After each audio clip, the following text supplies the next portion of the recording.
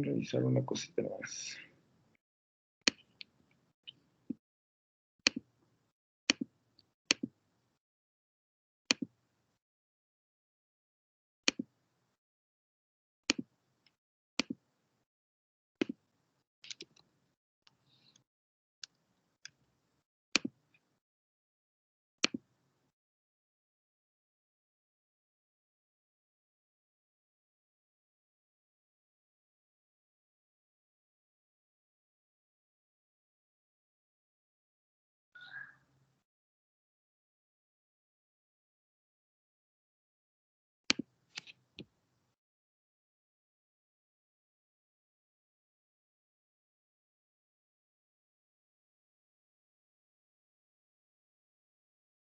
Bien.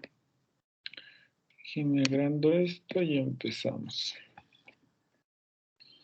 Esta clase de descompensaciones agudas es indiscutiblemente una de las más importantes que van a recibir para cuando algún día en el internado, suponiendo que la pandemia se termina y están en una sala de emergencias, y van a descubrir que el 99% de los médicos en una emergencia no sabe manejar descompensaciones agudas. Yo creo que esto de manejar mal la diabetes como manejar mal muchas enfermedades se debe al hecho de no estudiar. Pero bueno, ustedes van a salir aprendiendo esto, como había dicho hace tiempo, las buenas o las malas. Entonces, vamos a hablar de las descompensaciones agudas. Las descompensaciones agudas son elevaciones de la glucosa que determinan alteraciones fisiopatológicas que ponen en riesgo la vida de forma aguda. ¿A qué me refiero? Habíamos hablado, les había dicho al comienzo de estas clases que la diabetes es la segunda causa de muerte en nuestro país, pero que las personas con diabetes en realidad no se mueren por la hiperglucemia per se, sino que, y en términos generales, se infartan. Se mueren de un infarto, se mueren de cardiopatía isquémica. La excepción a la regla viene siendo esto, las descompensaciones agudas. Morirse porque la glucosa es tan alta que mata la hiperglucemia per se. O sea, si es posible que la hiperglucemia mate, es raro, pero insisto, posible, muy posible. ¿Ya? El déficit relativo de insulina, la falta de insulina suficiente para permitir la translocación de los receptores GLUT2, suficiente para permitir la entrada de glucosa a las células, eso le llamamos déficit relativo de insulina. Hay insulina, pero no es suficiente para cumplir su función, produce hiperglucemia. El déficit relativo de la insulina es una de las fisiopatologías esenciales en los pacientes con diabetes mellitus tipo 2. Tienen insulina, pero no transloca los receptores GLUT. Sin embargo, tienen insulina suficiente para bloquear la lipólisis, para bloquear la utilización de ácidos grasos como fuente de energía. La lipólisis, la generación de ATP a partir de ácidos grasos, genera subproductos. Genera productos de catabolismo conocidos como cuerpos cetónicos. Estos cuerpos cetónicos son catabolitos, sustancias que en realidad no se utilizan, o por lo menos no se utilizan en gran cantidad, y que son hechas para eliminarse, son un subproducto, ¿no? Entonces, cuando hay un déficit relativo de insulina, es decir, cuando hay insulina pero no es suficiente, esta insulina no es suficiente para permitir la entrada de glucosa a las células. Sin embargo, sí es suficiente para bloquear esta generación de cuerpos cetónicos, esta utilización de glucosa, de ácidos grasos como fuente de energía en lugar de glucosas. Entonces, no hay cetogénesis. Lo que sí sucede cuando hay un déficit relativo de insulina es que las células no tienen glucosa. Es decir, puede el paciente estar nadando y tener una melcocha en la sangre, pero esa glucosa que abunda en la sangre no hay en las células. Las células en realidad están glucopénicas, tienen un déficit de glucosa. Como tiene un déficit de glucosa las células, entonces desencadena una serie de respuestas que son liberación de las hormonas contrarreguladoras. Las hormonas contrarreguladoras son las catecolaminas, es decir, la adrenalina y la noradrenalina, el glucagón, el cortisol y la hormona de crecimiento. Estas disminuyen la captación de la glucosa por los tejidos periféricos. aumentan la glucogenólisis, que es tomar el glucógeno y liberar glucosas a partir del glucógeno, y la neoglucogénesis, que es la síntesis de nueva glucosa. El déficit, la falta de insulina dentro de las células de nuestro cuerpo genera liberación de hormonas contrarreguladoras que empeoran la hiperglucemia, puesto que, y en términos generales podemos decir, aumentan los niveles de glucosa en sangre, bien sea porque evitan que se utilice, eso es disminución de la captación tisular de glucosa, o bien sea por aumento de la glucogenólisis, aumento de la generación de glucosa a partir de del glucógeno o de la síntesis de nueva glucosa. ¿Ya? Entonces, estas dos, la falta de utilización de glucosa por la insulina, junto con estos defectos fisiopatológicos causados por el incremento de las hormonas contrarreguladoras, empeora la hiperglucemia. Como decía mi abuelita, se une el hambre y la necesidad y esto empeora y causa cada vez más elevación de glucosa. Cuando la glucosa va elevándose, se generan dos eventos. El primer evento es que el exceso de glucosa se elimina por orina. Recuerden que les había hablado cuando hablamos del tratamiento farmacológico de la diabetes, que existen medicamentos que permiten la salida de glucosa a las células, perdón, a la orina, y esto se da porque se bloquea la recaptación de glucosa. En el paciente con diabetes mellitus tipo 2, que tiene este déficit relativo de insulina severo, que se acompaña de incremento de las hormonas contrarreguladoras, la glucosa es tan alta que supera la capacidad innata del riñón para reabsorber glucosa. Entonces, este exceso de glucosas se elimina por la orina. Cuando eliminamos este exceso de glucosas por la orina, la glucosa ejerce un poder osmótico. La glucosa es el segundo osmol más potente de nuestro cuerpo. Para ustedes, si no se acuerdan qué es osmolaridad, la osmolaridad es la capacidad de un soluto por atraer un solvente. La capacidad, en este caso, de la glucosa de atraer agua.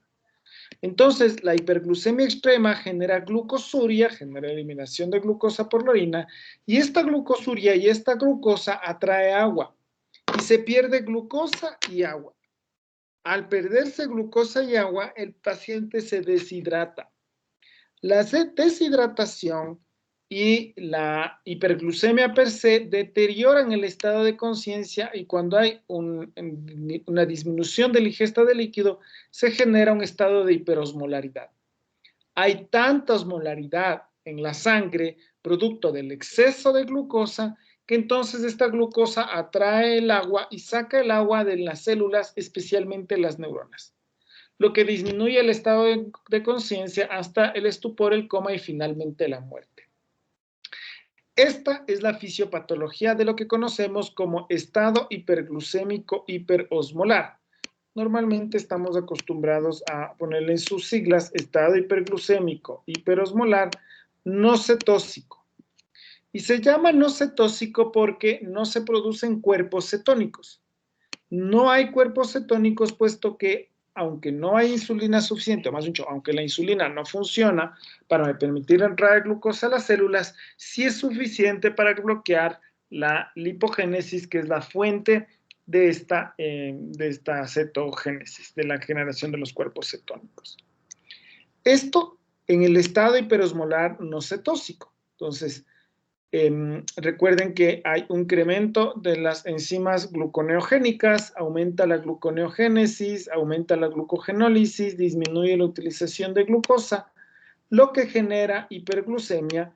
Terminará esta glucosa, este exceso de glucosa eliminándose por la orina, la glucosa va a atraer agua, esto generará deshidratación, lo que lleva a la hiperosmolaridad. Ahora, la insulina sí tiene efectos sobre la lipasa sensible a hormonas y por tanto no hay cetogénesis.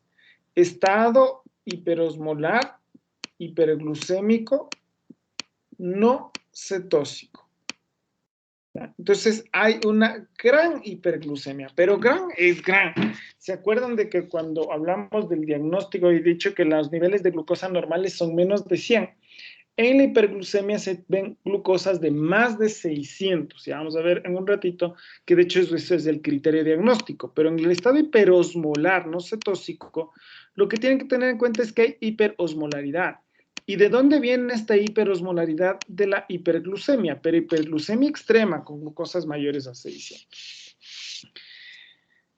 En los pacientes con diabetes tipo 1, porque esto se ve en tipo 2, pero en los pacientes con diabetes tipo 1 se ve un efecto diferente. En los pacientes con diabetes tipo 1 no hay insulina. En los tipo 1 y en algunos tipo 2 que definitivamente no producen insulina, porque el exceso de glucosas destruye también la célula beta. Es un círculo vicioso. Entonces, en los pacientes con déficit absoluto de insulina, en los que no hay insulina, entonces no hay enzima para permitir la entrada de glucosa a las células y esto genera liberación de hormonas contrarreguladoras, y hemos visto qué es lo que producen, pero además no hay entonces bloqueo de la lipasa sensible a hormonas y por tanto hay utilización de ácidos grasos para síntesis de ATP, ya que no puede venir de la glucosa, puesto que la glucosa no está entrando a las células. Pero sí hay ácidos grasos que se pueden utilizar como fuente de energía, como fuente de ATP, y esto genera como subproducto cuerpos cetónicos, lo que produce acidosis. Sí hay también diuresis osmótica, porque hay hiperglucemia, pero no es tan marcada. Entonces, son dos eventos diferentes, el estado hiperosmolar hiperglucémico no cetóxico, en el cual hay insulina, pero no es suficiente para permitir la entrada de glucosa a las células, pero sí para bloquear la cetogénesis, la lipólisis. La lipólisis, que es la utilización de ácidos grasos para síntesis de energía, síntesis de ATP, y que produce como catabolitos los cuerpos cetónicos. En la cetoacidosis diabética, en cambio, hay un déficit absoluto de insulina. No hay insulina, por lo tanto, además de la hiperglucemia, hay lipólisis y por tanto hay generación de cuerpos cetónicos y lo que predomina es la acidosis. Ahora, ¿qué hace que un paciente le dé un estado hiperosmolar no cetóxico o una cetoacidosis diabética, una descompensación aguda? ¿Todos los pacientes con diabetes hacen descompensación aguda? No, más bien en realidad son la minoría y para tener una descompensación aguda se requiere no solo la base fisiopatológica, sea el déficit absoluto o el déficit relativo de insulina, sino que se requiere un desencadenante.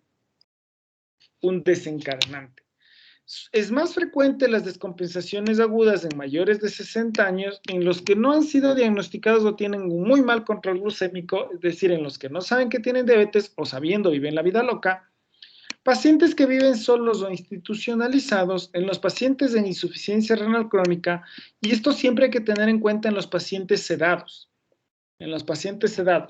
¿Cuándo se seda un paciente? ¿Cuándo se le va a dar anestesia general? Pues es relativamente frecuente.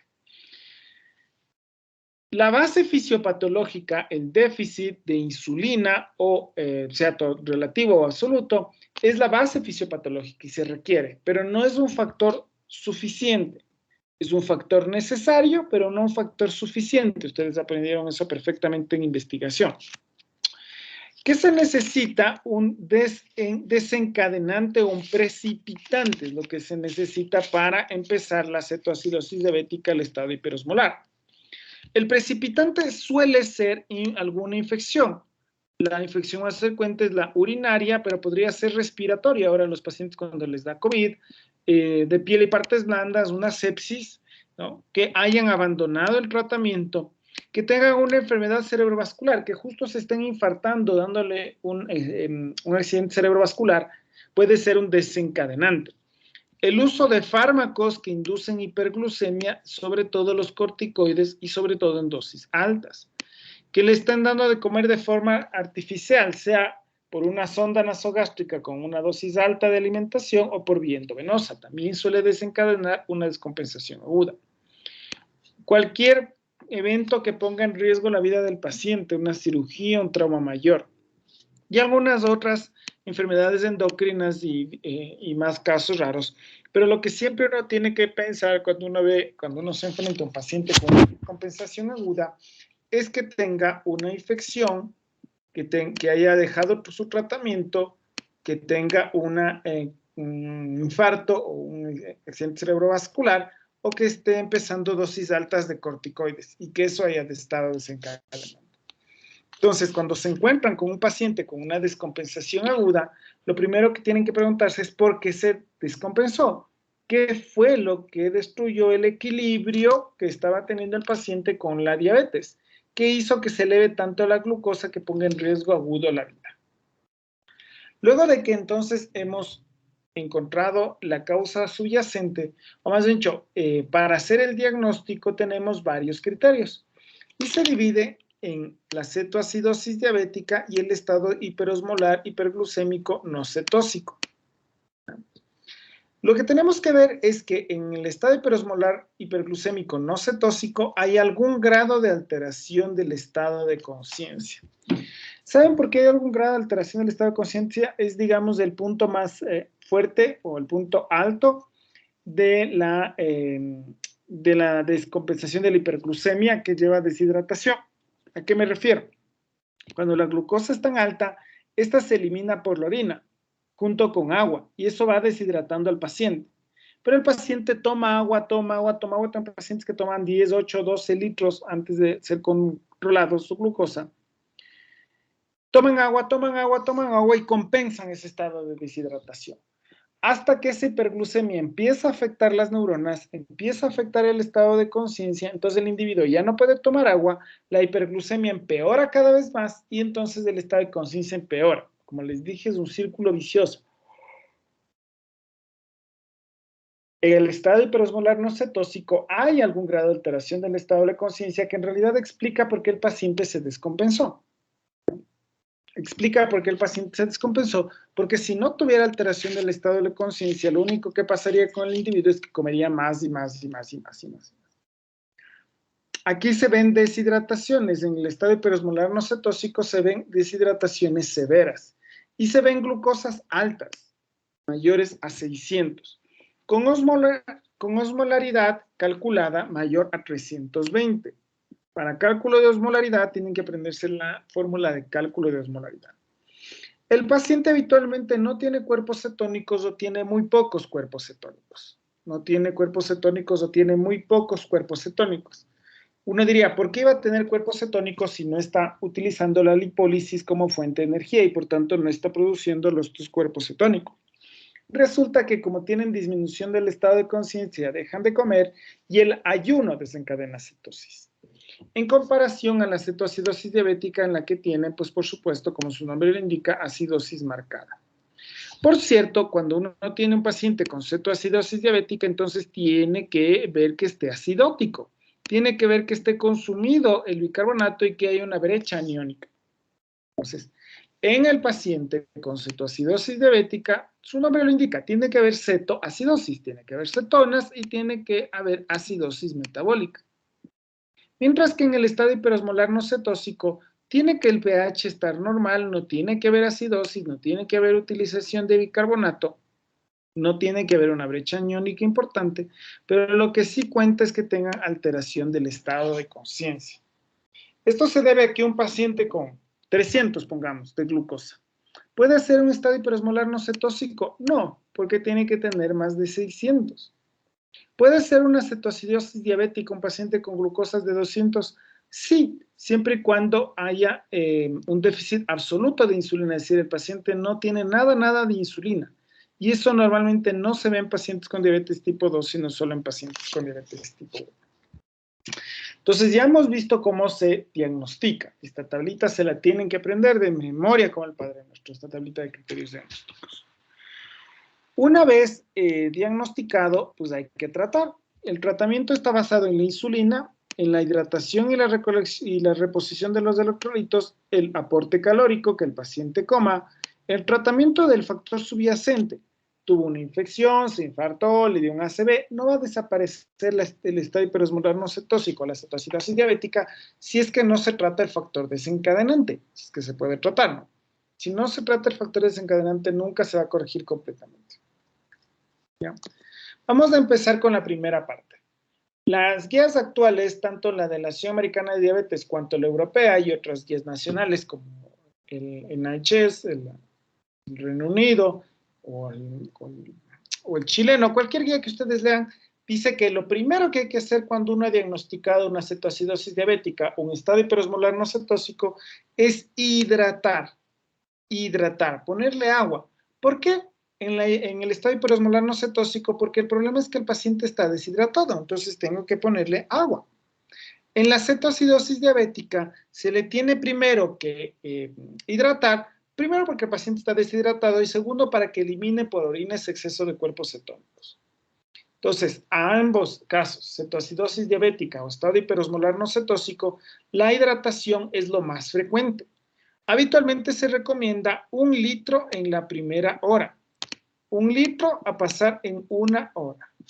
Y luego 15 a 20 mililitros por kilo por hora. Es decir, el típico paciente de 70 kilos puede requerir más de 10 litros en las primeras 6 horas. Luego lo que hay que tener en cuenta es con qué le hidrato.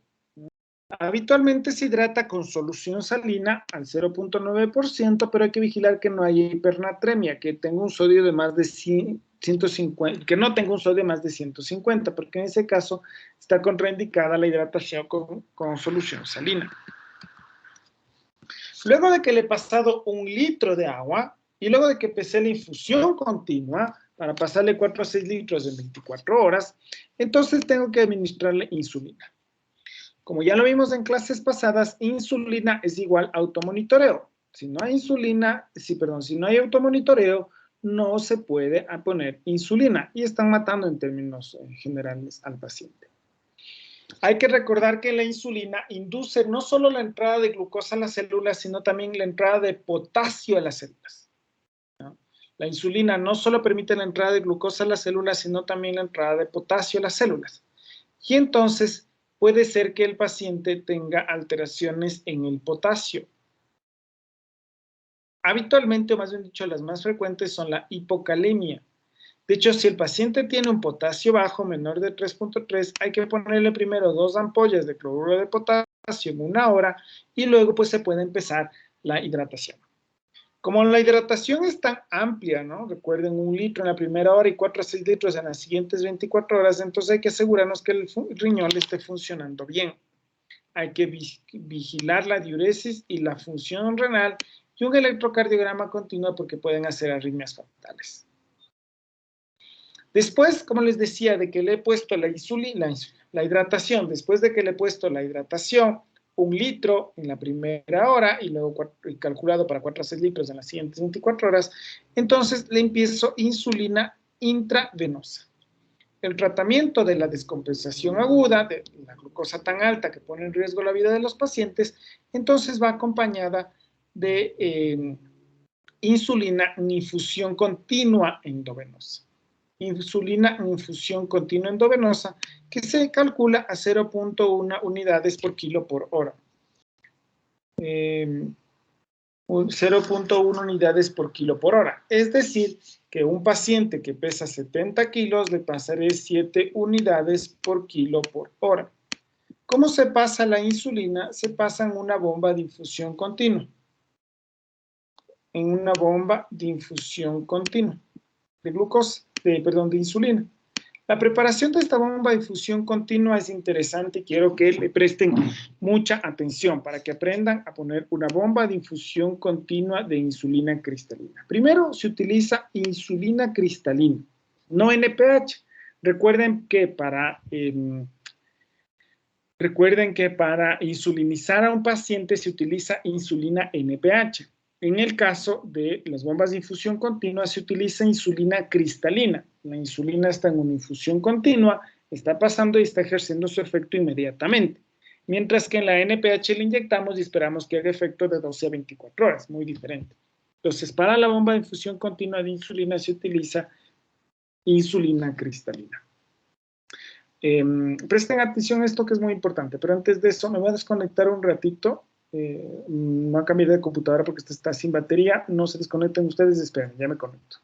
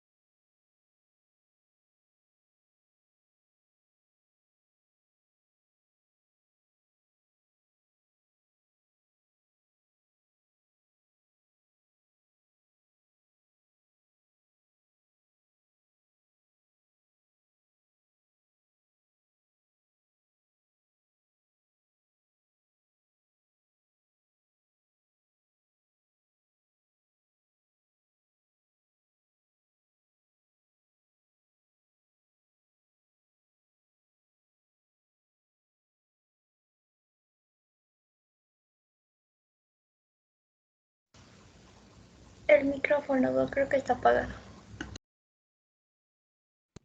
Gracias.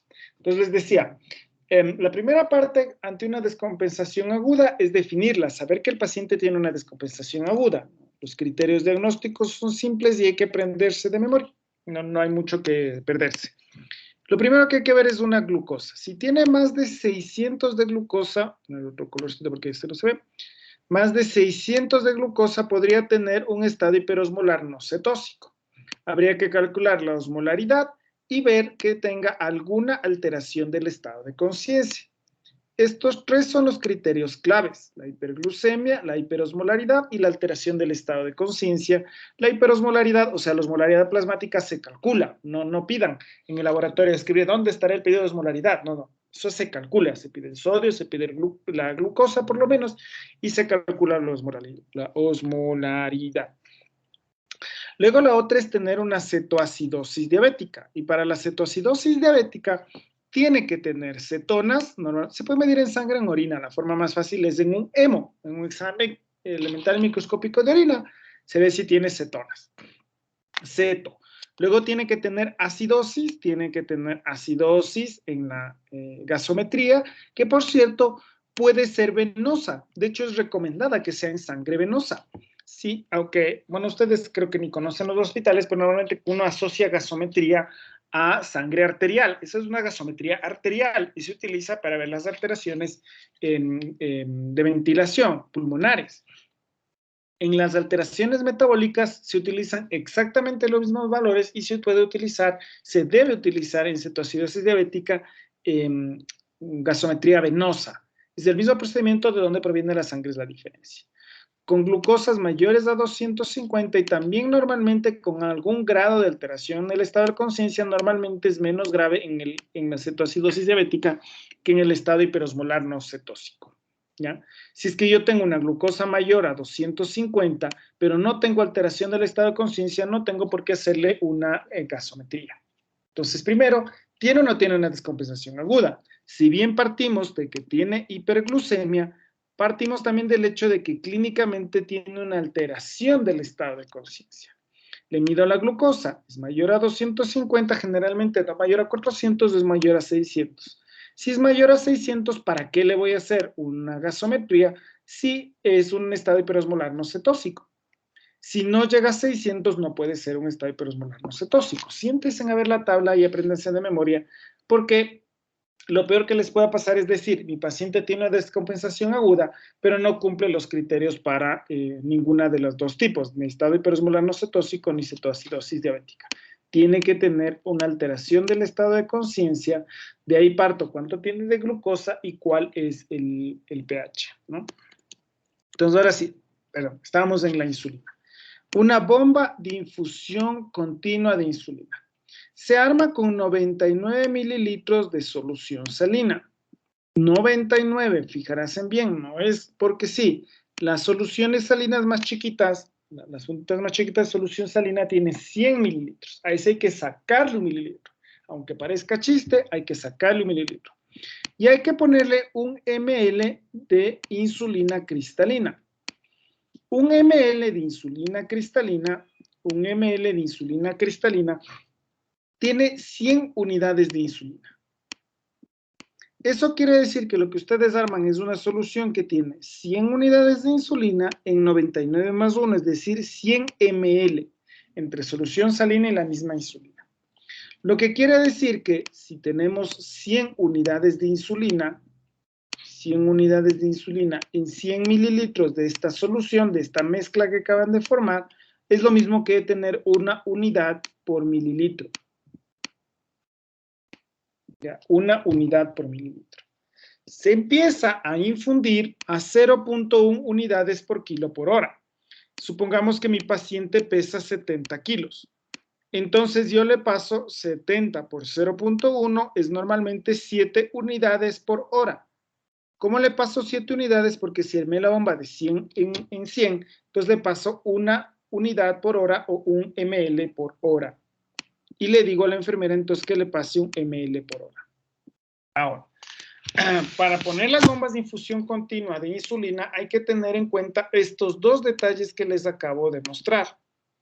El primer detalle que les acabo de mostrar es la forma de armar la bomba. Porque no le pueden decir a la enfermera, hágame una bomba de insulina. La enfermera les va a decir, sí, ¿cómo? ¿Con qué concentración? Esta es la más habitual. 99 ml de solución salina, 1 ml de insulina que tiene 100 unidades y tengo una solución 100 en 100, 100 unidades en 100 mililitros, o lo que es lo mismo, 1 unidad por cada mililitro de esta solución. Le paso a 0.1 unidades, o más dicho, empiezo a 0.1 unidades por kilo por hora. ¿Ya? Cada unidad es 1 mililitro en esta solución creada. Y le empiezo a pasar. Y empiezo a hacer controles de glucosa capilar cada 2 horas. Cada 2 horas. Controles de glucosa capilar cada 2 horas. Si la glucosa está por encima de 250 mililitros, aumento 1 unidad por hora a la solución. O lo que es lo mismo en la solución que aumento 1 unidad por ml por hora. 1 unidad o 1 mililitro por hora. ¿Qué quiere decir? Recuerden que mi paciente de 70 kilogramos empecé con 7 ml hora en mi taza de infusión. A las 2 horas le mido la glucosa capilar y está encima de 250, entonces le paso a 8 ml hora. ¿Sí? En 2 horas le vuelvo a medir la glucosa y si está por encima de 250, le subo uno más a 9 ml hora y así sucesivamente, hasta que la glucosa esté en menos de 250. Cuando está en menos de 250 ml hora, no le bajo la bomba de insulina, sino que lo que hago es agregar dextrosa. Ustedes dirán, se volvió loco, ¿por qué le va a poner dextrosa en agua a un paciente que tiene un exceso de dextrosa? Porque recuerden que estos pacientes están nadando de glucosa en la sangre, pero no están dentro de las células, la glucosa. Cuando nosotros le ponemos una bomba de infusión continua de insulina, cuando le ponemos insulina, estamos, digámosle, forzando a la glucosa a entrar a las células. Estamos induciendo la entrada de glucosa a las células. Y cuando ya baja menos de 250, quiere decir que la glucosa ya empezó a entrar a las células y tengo que seguirle poniendo dextrosa para que siga entrando en las células hasta que la dextrosa entre a las células en un valor en el que se logre equilibrio, en el que se logre homeostasis. Vamos a volver a esto de la insulina en un rato. Por ahora ya hablamos de hidratación y de insulina. Entonces, vean los pilares de tratamiento de las descompensaciones agudas. Hidratación, insulina. Luego, recuerden que la insulina no solo permite la entrada de glucosa a las células, sino también la entrada de potasio a las células. Cuando yo le pongo esta cantidad de insulina por vía endovenosa, tengo que tener cuidado porque puede inducir una hipocalemia. Antes de empezar la bomba de infusión continua de insulina, tengo que medir el potasio. Si es que el potasio está por encima de 5 miliequivalentes litros, es decir, está alto, entonces ya sé que con la bomba de infusión de insulina, en realidad incluso hasta le voy a mejorar el potasio. Si el potasio está normal, entonces tengo que agregar en la hidratación que le estoy pasando en la solución salina, potasio. Tengo que agregar en la solución salina, en la hidratación que le estoy pasando, le tengo que agregar potasio. Y si el potasio está bajo, entonces pongo una doble carga de potasio en la solución salina.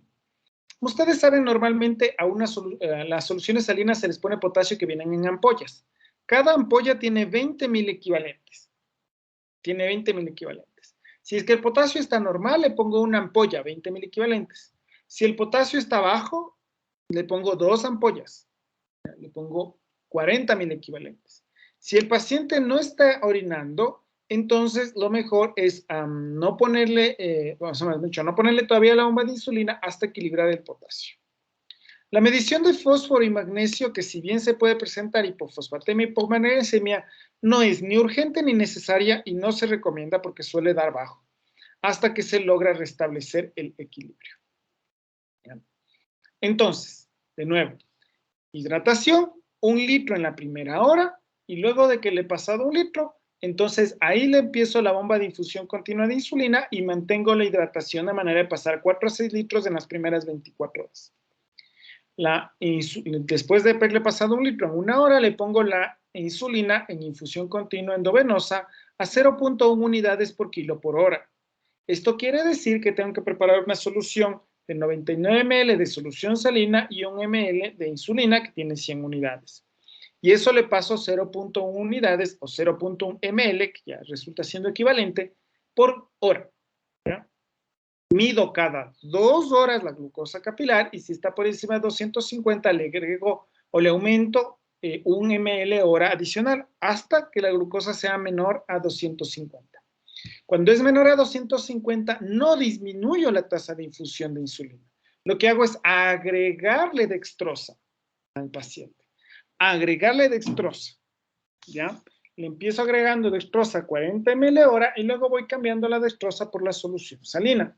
Le puedo incluso quitar la solución salina y dejarle hidratando solo con dextrosa. Recuerden que el paciente necesita agua porque perdió mucha agua en la orina debido a que tenía hiperosmolaridad y este exceso de glucosa se estaba eliminando por la orina y esto estaba arrastrando agua. Tengo que tener en cuenta, antes de empezar la infusión continua de insulina, que tengo que medir potasio. Si es que me demora a medir potasio, pues le sigo hidratando, pero no le pongo solución, no le pongo insulina. ¿Ya? Luego, dependiendo del resultado del potasio, si tiene el potasio alto, pues no le pongo nada más. Si tiene el potasio normal, le agrego 20.000 equivalentes de potasio en la hidratación con solución salina. Si tiene menos de 3.5 mil equivalentes, le agrego 2 ampollas de potasio, 40.000 equivalentes de potasio. Y si el paciente no orina, pues entonces primero restauro el potasio y luego le pongo la insulina. ¿Hasta cuándo le mantengo con la bomba de difusión continua? Hasta que se resuelva la descompensación aguda, sea la cetoacidosis diabética o el estado hiperosmolar no cetósico. Existen diferentes criterios, pero la resolución de la cetoacidosis diabética es cuando ya no tiene acidosis, cuando el pH está más de 7.3. ¿Ya? Y el bicarbonato se encuentra más de 15. Entonces, más de 7.3 de pH, bicarbonato más de 15, le puedo retirar la bomba de infusión continua de insulina. El estado de hiperosmolar no cetósico, en cambio, le suspendo la infusión de insulina cuando ya tengo una osmolaridad plasmática normal y haya recuperado su estado de conciencia. Recuerden que para tener un estado hiperosmolar no cetósico tienen que tener alteración del estado de conciencia. Lo que me recuerda a que mientras el paciente esté sin comer, va a generar cetonas por el estado de inanición. Por no comer va a generar cetonas. Tan pronto como el paciente pueda tragar, tiene que empezar a comer. Recuerden que a este paciente lo que le falta es glucosa. Glucosa que entre a sus células. Entonces le ponemos insulina para que entre la glucosa a las células, pero luego también hay que darle glucosa. Entonces hay que administrar la insulina tan pronto como el estado de conciencia nos permita darle de comer. Entonces, si es que el paciente ya tenía insulina y lo único que hizo fue omitir la dosis, o sea, es decir, el desencadenante fue que suspendió su tratamiento de insulina, entonces lo que se hace es reponer la insulina que tenía previamente. Si el paciente recién hace cetoacidosis diabética o estado hiperosmolar y no estaba con insulina, se hace un cálculo a 0.5 unidades por kilo por día de insulina basal y se le puede agregar insulina prandial. Volvamos a nuestro paciente de 70 kilos. Ya que tiene criterios de resolución de la descompensación aguda, le paso a insulina basal y prandial. Le paso a 0.5 unidades por kilo por día, que sería 35 unidades por día. Si es que están utilizando análogos de insulina como insulina glargina, que está en el cuadro, se le ponen los 35 en una sola dosis. Si es que están utilizando insulina NPH, que es la más utilizada, noten que le estoy diciendo pasar de cristalina a NPH. Le ponen 2 tercios en la mañana y 1 tercio en la noche. Una tercera parte de 35 unidades viene siendo 12, casi 12 en realidad. 12 en la noche y 24 en la mañana. A partir de esto, siguen corrigiendo la dosis de insulina con los controles de glucosa capilar, tal como se utilizaría en un paciente ambulatorio, o sea, como aprendieron en la clase pasada, subiendo, bajando la dosis de insulina. Los pacientes con descompensación aguda suelen requerir, además de la insulina basal, además de glargina o NPH, insulinas con cada comida. suelen requerir además insulinas con cada comida, que eso sí requiere un esquema de insulina terapia intensificada, que requiere un especialista y que supera los objetivos de aprendizaje de este módulo, ¿no? Pero hasta aquí sí. Por cierto, cuando se está pasando de insulina intravenosa a insulina subcutánea, hay que tener en cuenta que la subcutánea se empieza a absorber, empieza a pasar a la circulación sanguínea a las 2 horas. Es decir, que cuando yo pongo la dosis de insulina basal subcutánea, tengo que esperar 2 horas hasta quitar la insulina de infusión continua. Si yo le pongo la dosis de NPH y espero 2 horas y ahí recién le apago la bomba, no inmediatamente. Algo más decir. Ya, por cierto, fíjese la hora a la que le están pasando a la subcutánea. Recuerden que esa hora se va a mantener siempre.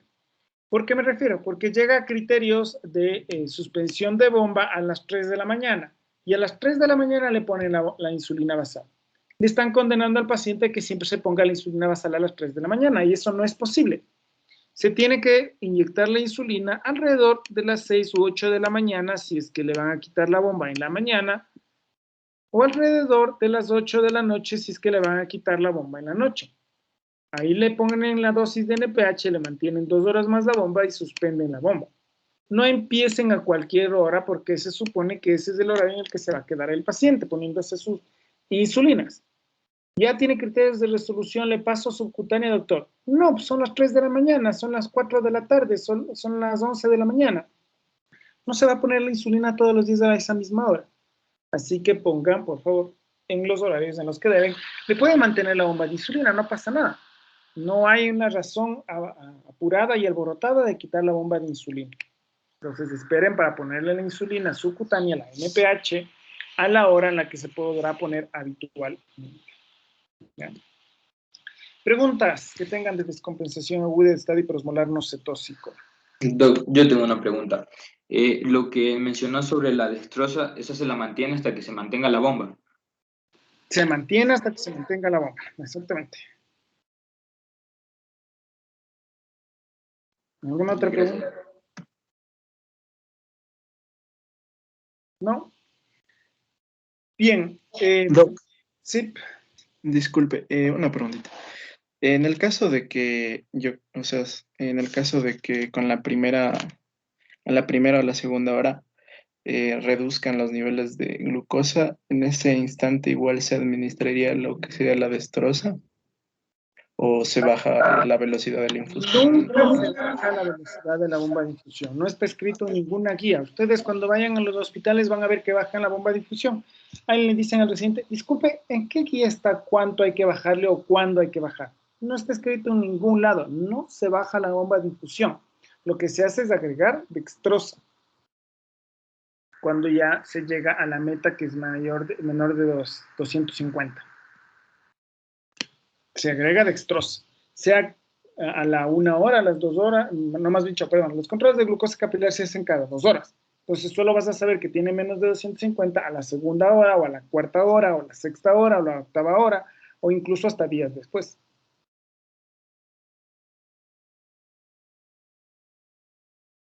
Doc, y otra preguntita. En caso de que ya el paciente ya se encuentra a menos de los 250, ya tiene esa bomba, la puedo mantener, como usted dijo, por lo de que no es en el horario que el paciente se vaya a poner habitualmente. Puedo mantenerla igualmente, la misma bomba ahí hasta que sea. Lo que tienen que hacer es mantenerle con dextrosa, porque si no le puede dar hipoglucemia, pero por eso cuando tiene menos de 250 se agrega la dextrosa. Cuando llegas a ese punto, puede o no que se haya resuelto la descompensación aguda, es decir, puede o no que ya tenga criterios. Entonces, puede ser que ya le pongas la dextrosa, perdón, le hayas puesto la insulina, le hayas puesto la dextrosa y todavía tenga acidosis o todavía no haya normalizado el estado de conciencia o no haya normalizado la osmolaridad. Y tengas que mantener hasta que todo se normalice, hasta que tengas criterios de resolución. Ok, doc. ¿Otra preguntas?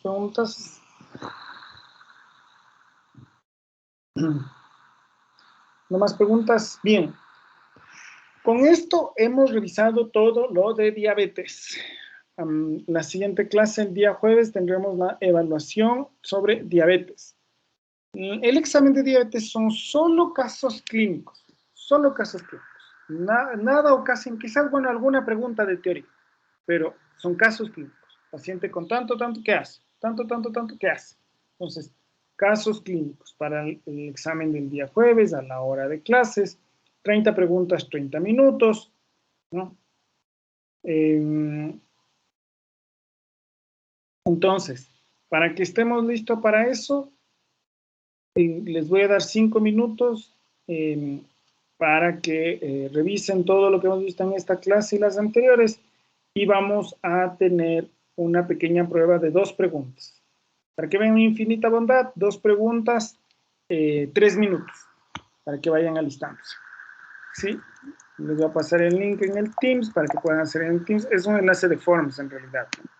Vamos a empezar por Teams. Voy a corregir la hora y lo van a poder ver. Vamos a hacer 3 y 5.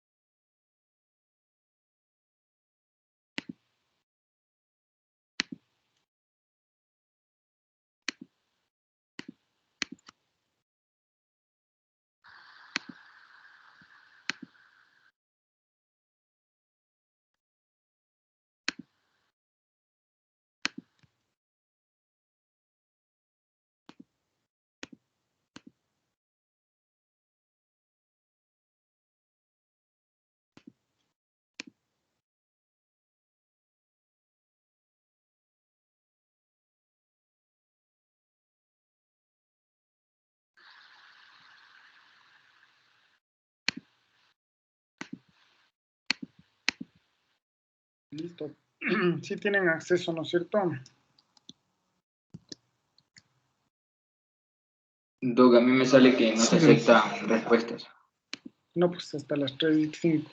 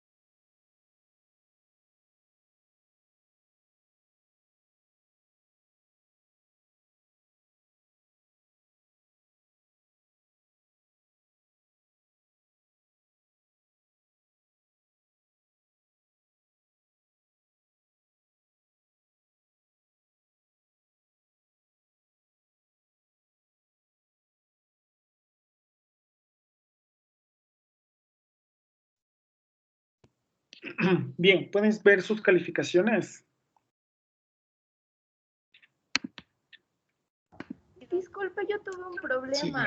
Mi computadora se le fue el internet y ya no pude mandar. Ya cuando ya conecté de nuevo mi compu, ya no le pude mandar la prueba.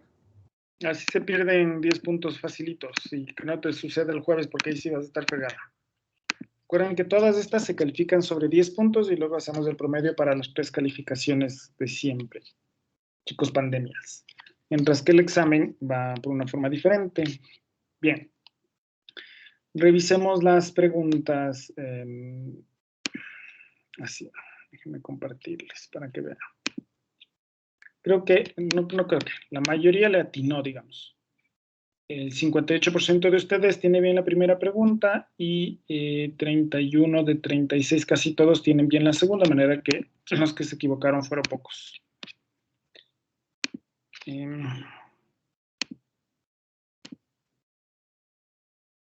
Aquí tenemos, paciente acude a emergencias por disminución del estado de conciencia, entonces de ahí puede pensar ya, tiene alguna de las dos. Estado hiperosmolar no cetóxico, perdón. Estado hiperosmolar no cetóxico, cetocidosis diabética. Lo más frecuente es el estado hiperosmolar no cetóxico, pero tiene una glucosa de 270, no es mayor de 600, de manera que no es un estado hiperosmolar no cetóxico. Tendría que ser una cetoacidosis diabética, pero tiene un pH normal, de manera que no tiene ninguna de las dos. Tiene una hiperglucemia sin descompensación, o sea, está alta su glucosa. Hay que, de hecho, muy probablemente le medirá una hemoglobina glucosilada y tiene más de 9 y hay que ponerle insulina basal, pero no hace falta que le hidrate, que le ponga la infusión continua, no nada. Ustedes escucharán muchas veces, pero no leerán en ningún lado, porque no existe descompensación simple, no existe tal término en ninguna guía que ustedes puedan leer. Esto de la clase de hoy. Luego, paciente con glucosa en ayunas de 130. Si bien tiene más de 126, que es criterio diagnóstico para diabetes, recuerden que tiene que repetir al día siguiente glucosa en ayunas. La hemoglobina glucosilada no es criterio diagnóstico en nuestro país. La glucosa se tiene que hacer el día siguiente y aunque se podría hacer una PTOG, la guía dice que el estándar es la glucosa de menos en ayunas porque es costo efectiva.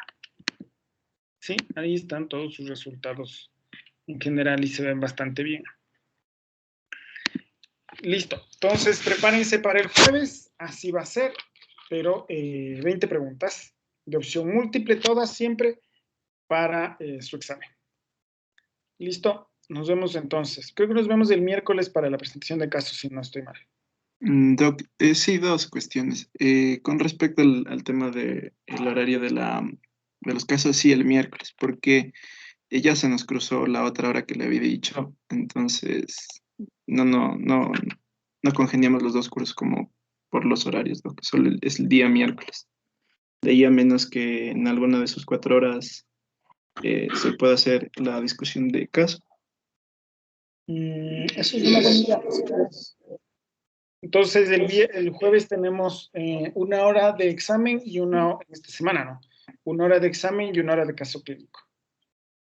Ya, Doc. Listo. Y una preguntita. Dijo que eran 20 preguntas y el tiempo. 1 minuto por pregunta. Ah, ya. Ya, Doc.